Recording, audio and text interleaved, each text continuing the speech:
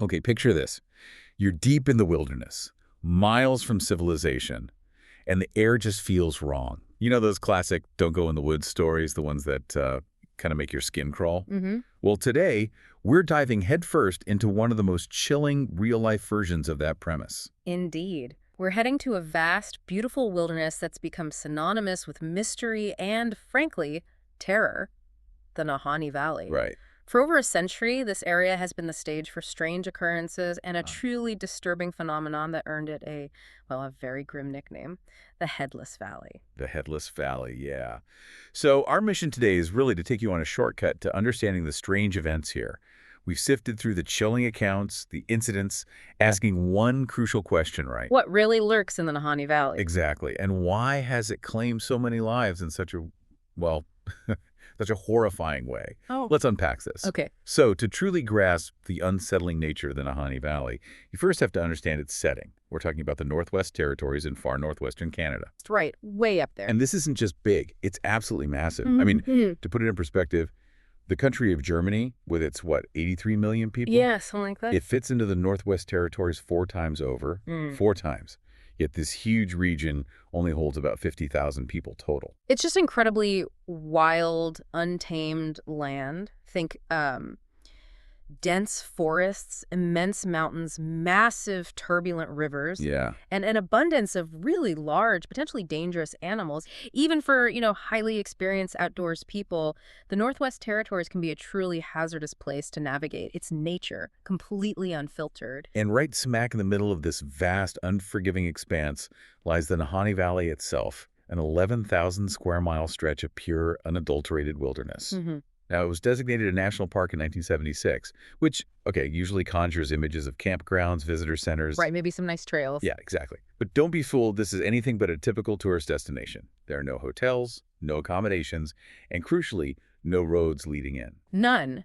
Your only access is by plane, maybe landing on a lake, or by boat, navigating those rivers, or through an incredibly difficult overland hike. Wow. For those few who manage to make that arduous journey, it truly offers an opportunity to explore one of the most beautiful places on the planet, almost completely untouched by human hands. Yes. It really is nature in its purest form.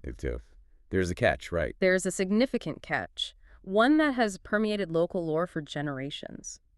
This valley is widely said to be haunted. And these stories aren't just recent whispers, are they? Not at all. For thousands of years, native tribes have tried to settle here, but they've either vanished without a trace, like the Naha tribe, The Naha, right. who reportedly disappeared overnight, just gone, leaving behind all their shelters, their food, everything. Just vanished. Or other tribes have abruptly fled in terror. Fled? Why? They claim to be stalked and terrorized by creatures lurking in the forest.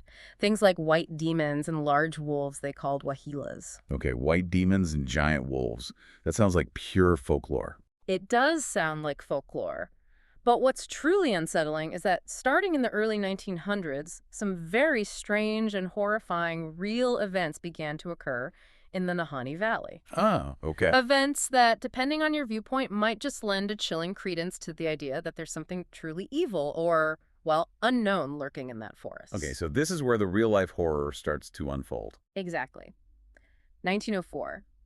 3 brothers, Willie, Frank, and Charlie McLeod, decided to seek their fortune in the Nahani Valley. Gold rush mentality. Pretty much. They figured since so few people had ever ventured in, any gold there would be undiscovered, untouched. Makes sense. After an arduous journey, they made it to a river they ironically named the Flat River. Flat River, let me guess. Anything but flat. By all accounts, more like a series of churning rapids in places. Right. They set up gold sluices and, they immediately hit pay dirt. Found what they described as tons of gold. Their containers were filled right to the brim. Wow. So they struck it rich. They did. But on their way back out, disaster struck. Their boat capsized and broke apart in the treacherous rapids. Oh, no. Sank most of their supplies, including, crucially, virtually all their gold. Gutting. Absolutely. They managed to salvage some essentials, built a new boat from local lumber, went back to the site, but found no more gold, just gone. Devastated, they left the valley. Okay, end of story. Not quite. Despite that setback, the 2 younger brothers, Willie and Frank, were utterly convinced the gold was still out there. They just knew it. The lure of gold. Exactly. So in 1905, they prepared to return, this time with a friend, Robert Weir, replacing their older brother Charlie, who was a bit hesitant. Understandable after the first trip. Right. Charlie, for his part, wasn't concerned for about 2 years. He genuinely believed his brothers had simply struck it rich and were, living off their fortunes somewhere in the valley. Okay, so 2 years pass. 2 years of complete silence. Then Charlie finally grew alarmed. He rounded up 4 other people and mounted an expedition to find his brothers in Weir. A search party. Their journey was treacherous, navigating the rapids of the Flat River upstream, constantly scanning the banks for any sign of life. They saw nothing. Zero. Just empty wilderness. Empty wilderness. They eventually reached the confluence with the much larger South Nahani River turned downstream. Again, no sign. Then the river took a sharp turn known as the Big Bend, Okay. which immediately plunged them into a 10-mile stretch called Second Canyon. And this place sounds absolutely terrifying. How so? It truly is. This canyon is immense. The sheer cliffs on either side of the river shoot straight up, maybe 3,000 feet above the water. Wow. And the river itself is often thousands of feet deep. Second Canyon is particularly unique because the cliff faces butt almost exactly against the water. There's very little shoreline. So you're trapped in the river, basically. Essentially boxed in. Once you're in this 10-mile stretch, the only way out is forward or back, through that rushing water. No climbing out easily. Okay, that's claustrophobic. And imagine, as if navigating that treacherous canyon wasn't enough, looking up at those sheer cliffs and realizing there are openings high above you. Openings. Leading into massive unexplored cave systems. You can almost feel the eyes on you as you pass through. It's dark, the winds whip through there. It creates this truly sinister atmosphere that just screams, you are not alone. Chilling. Okay, so Charlie's party is in this canyon. As they neared the exit of Second Canyon, they noticed something. A tent perched within some trees on a slightly larger strip of shoreline. Finally, a sign of life. They approached, and what they saw next would forever etch itself into the valley's grim legend.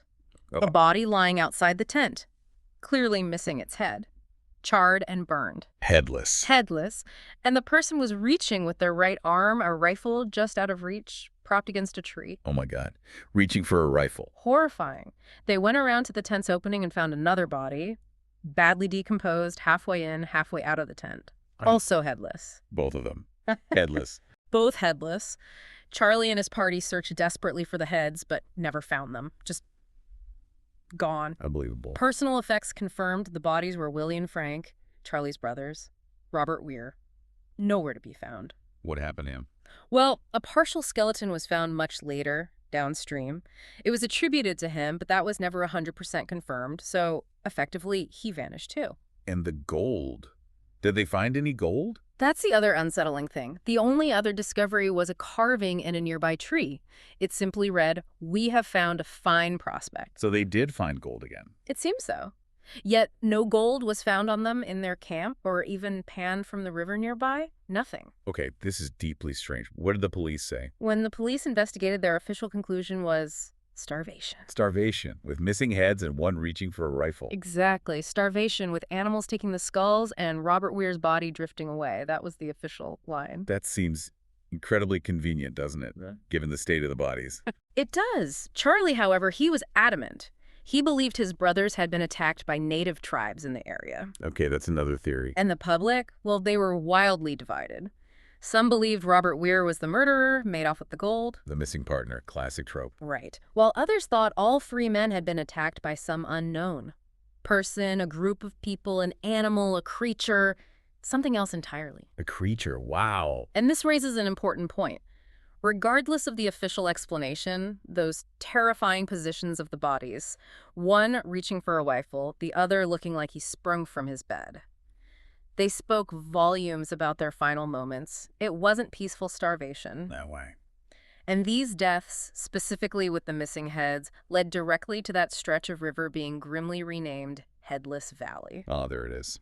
That name instantly instilled terror in anyone considering entering. It cemented the valley's reputation as a place where something truly malevolent lurked. You'd think people would just stay away after that, wouldn't you? Seriously. You would think. But the lure of gold, it seems, was stronger than fear for some, because just 8 years later, in 1913, Oh, here we go again. the valley extended its grim invitation to another prospector, Martin Jorgensen. He decided he wouldn't be deterred by scary stories. Bold move? He ventured into the Nahani Valley, about 70 miles upstream from Headless Valley itself, built a cabin, found a lot of gold, and actually sent word back to his partners that he had made it rich. Okay, so he was successful too. Initially, yes, but when he failed to meet his partners the following summer, they went looking for him. And don't tell me. What they found was his cabin burned to the ground, and next to it, the burned remains of another headless corpse. Again. Martin Jorgensen, headless. The police concluded it was a separate accident, not connected to the McLeod deaths, despite the, similar decapitation, the location, the time frame. How could they not connect them? That's the question, isn't it? The public, however, overwhelmingly connected them. They assumed a killer was at large, and the fear began to really, really take hold. I bet. Okay, so now we have 3 headless bodies, 1 missing person, maybe 4 dead. This is escalating. And the sinister pattern just deepened. 7 years after that, 1921, gold prospector John O'Brien and his partner decided to try their luck, setting up camp in Headless Valley itself. Right in the heart of it. Brave or foolish? Maybe both. After a few successful days finding gold, John left to check some traps, said he'd be back in about a week. Okay. When he didn't return, his partner went looking for him. And he found? He found O'Brien flash frozen by a previously lit campfire. Flash frozen? What does that even mean? It means he was found sitting upright, holding a matchbook, with no signs of pain, fear, or discomfort on his face, as if it happened in seconds. Like instantaneous freezing. Almost. It implies such a rapid drop in temperature that it preserved his posture, unlike a gradual freezing where someone would slump over or show distress. Witnesses said he looked like he'd been frozen mid-thought. That is bizarre. What did the police say this time? Despite the truly odd positioning, they declared it a natural death from freezing. Natural death. Sitting upright, holding a matchbook, frozen solid instantly. Yeah. All right. Okay. Unbelievable. What's next? 5 years later, 1926, a young woman named Annie Lafferty went missing from a hunting party.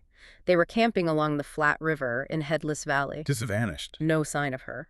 But months later, a man named Charlie, who was camping nearby around the time she disappeared, came forward with this really chilling account. It added a new, bizarre layer to the valley's reputation. Oh, what did he see?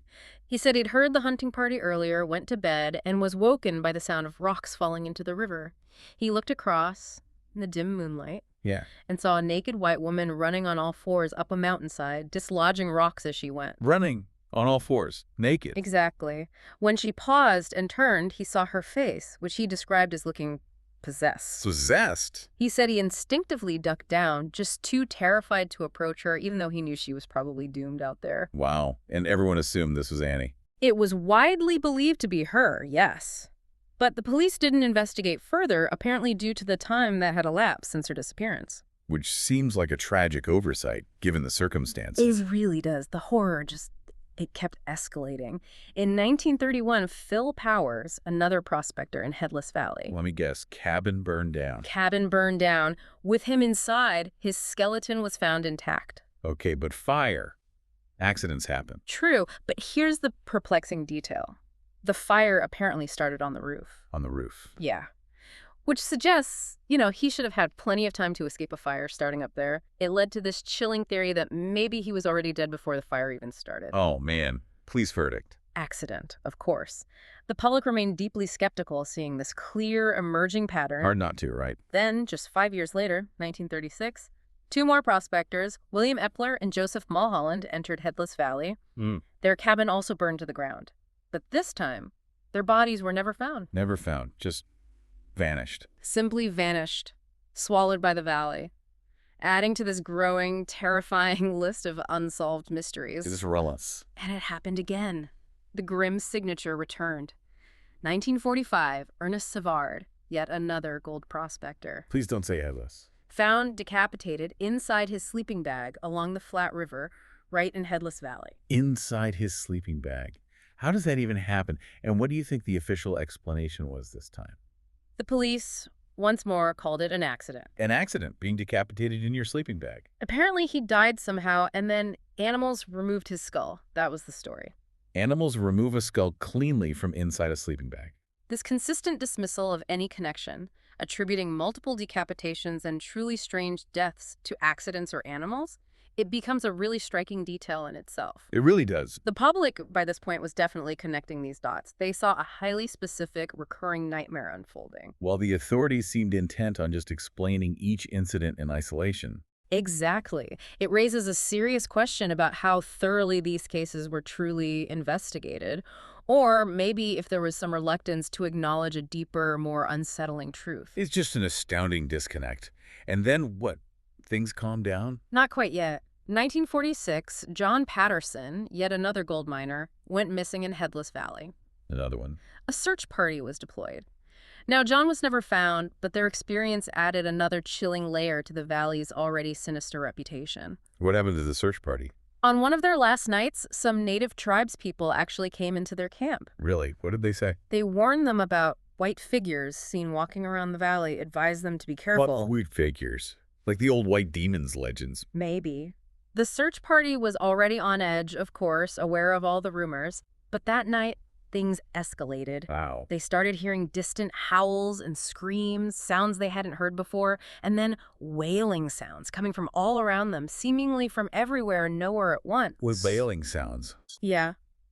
The leader of the search party felt these sounds were intentional, like they were meant to scare them away, like they weren't supposed to be there at all. Wow. He later recounted that the entire valley just felt totally sinister. And those wailing sounds, he said, were unforgettable, utterly chilling. Okay, so after that, surely people stopped going in. Well, since the mid-1940s, the strange incidents have significantly decreased. And yeah, that's likely because far fewer people have dared to enter the Nahani Valley. Can't blame them, really, after all that. Not at all.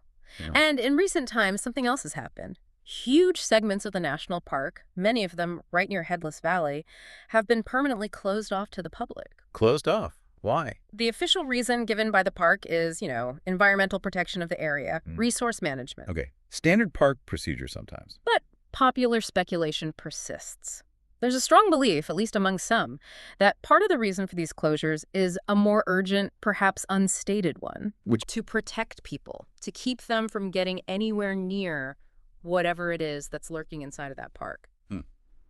Given the history? The continuous pattern of deaths and disappearances, especially those recurring decapitations, it suggests something far more specific than just, natural hazards or random accidents. Yeah, bears don't usually decapitate people inside sleeping bags and leave the heads missing. Precisely. Right.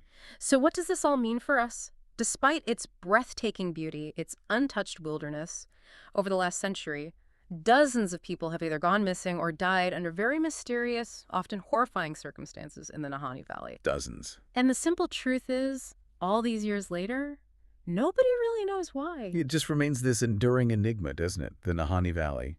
A place of just stunning beauty, completely marred by a century of unexplained disappearances, these gruesome decapitations, chilling encounters.